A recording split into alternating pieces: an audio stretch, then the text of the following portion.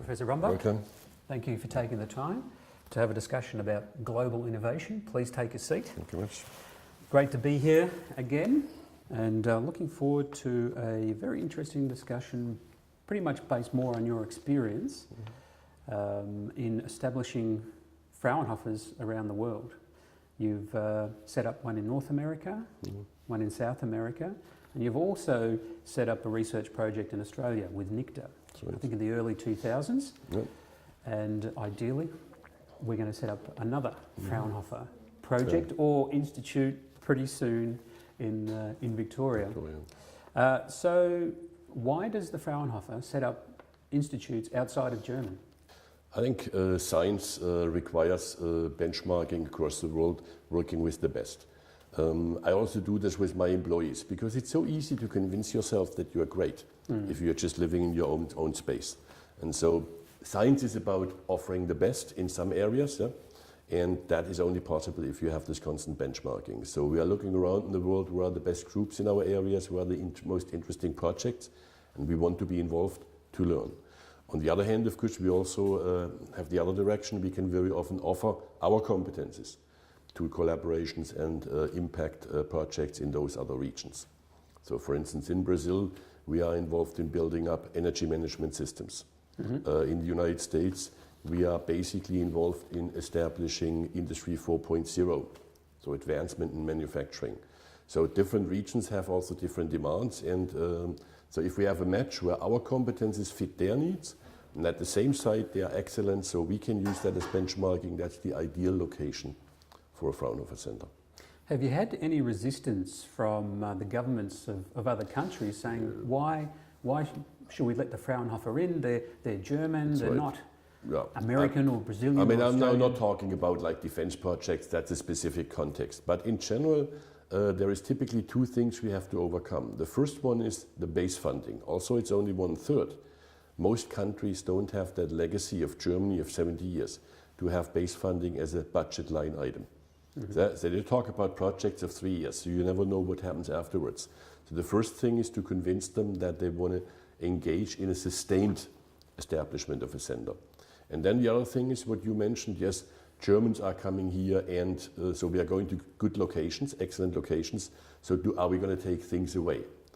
I think that danger in basic research might be relevant, because if we collaborate and learn from you and take it away, we're stealing some IP. But Fraunhofer collaborations try to establish implementations of impact in that region. So in some sense, it doesn't really matter, because based on the competences, you are creating economic growth, let's say in the Bendigo area, etc. So that's not something I can take back in my suitcase. That's something that's a value to the region. So I don't think there is any question that the investment the region would make in such a collaboration pays its dividends locally. I keep an eye on the European scoreboard innovation indices for all the countries in Europe. And Germany is always in the innovation leaders.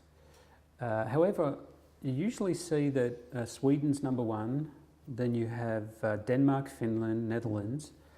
I'm surprised to see the UK is now in the innovation leaders. Do you notice any strengths of those other European countries that maybe the Germans are concerned about, or does it keep you awake at night? I would say there is also a difference in I would say, smaller and larger countries. Because in smaller countries, it's easier to implement a national strategy. In Germany, that's always a loosely coupled system.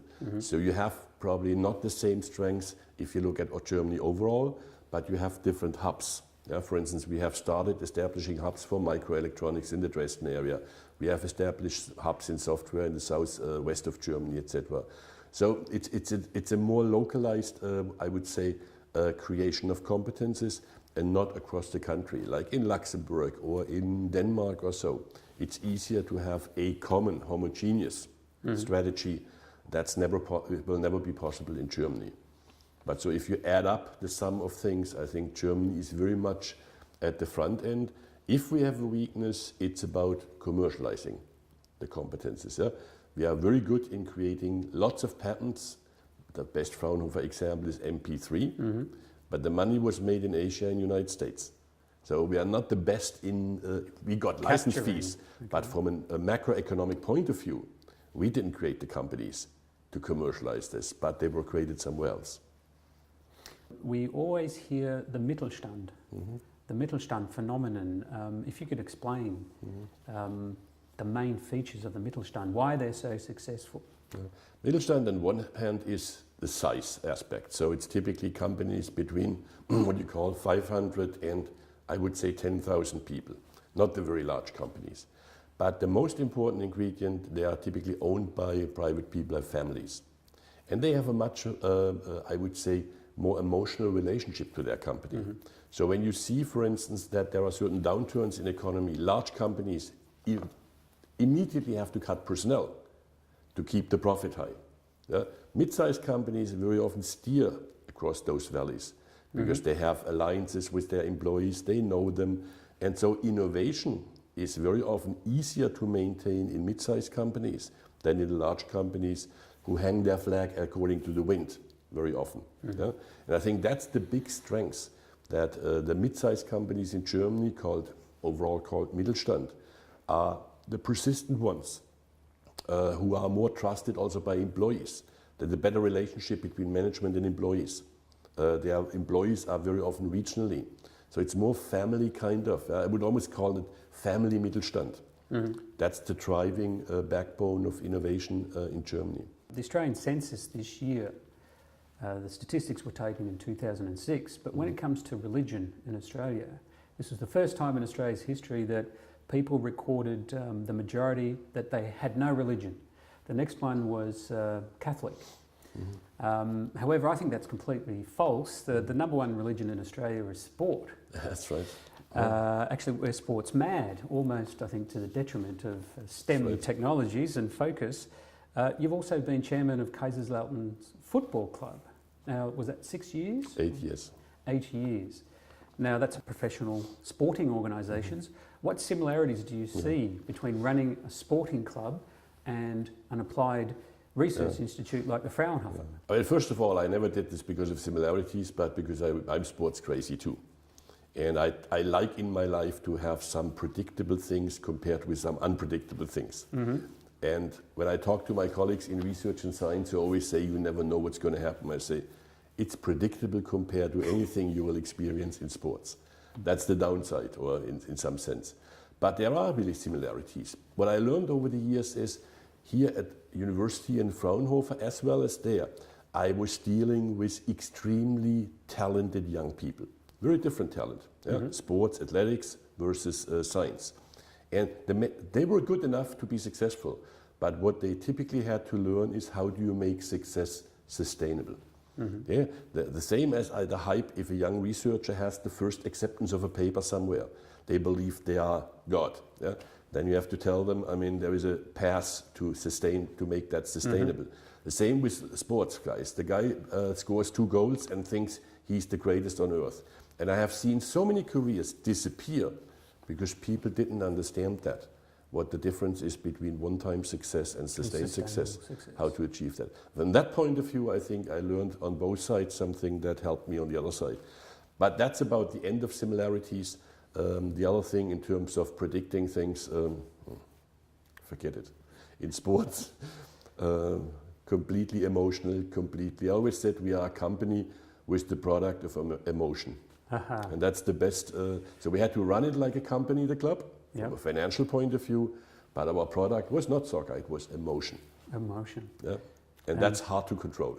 All right. I mean, good artists, as we always say, top talent, there is a borderline between extremely talented and crazy. Yeah? They're always interesting and hard to manage people. Yeah? And that's the same for the top players in soccer or other sports. Yeah? The geniuses are always hard to manage. If you had to choose a team of people from country, can you please explain where you would choose the people from and why? I mean, if I would recommend to a startup in our high-tech area, whom do you take as engineers, marketing people and creative designers, it would be very clear to me that I would take the engineers from Germany. I would take the marketing people from the United States, and I would take the creative designers from Australia. Because I think that's one of the strengths in Australia. I have seen lots of companies involved, for instance, with Disney and all kinds of things, animations and so on. I think that's something they like to do and have a fable, a genetic predisposition to do that well. The same as Americans can sell anything even if there's nothing there. Well, that actually reflects the statistics we see in OECD reports, that Australia is in the top 3 when it comes to creative ideas, thinking, new ideas to market. We're at the bottom end of the table when it comes to the delivery side and that collaboration between academia and industry. And that's where Germany is so good, which is why the ideal situation for me is to work with organisations like the Fraunhofer and German Aerospace Centre, and to have people at the university, at La Trobe University and other organisations in Australia, and combine the strengths of the two countries. Great value for all involved. So thank you very much. Very excited about our work today and expanding on that, and ideally bringing the Smart Rural Areas initiative to Bendigo and regional Victoria.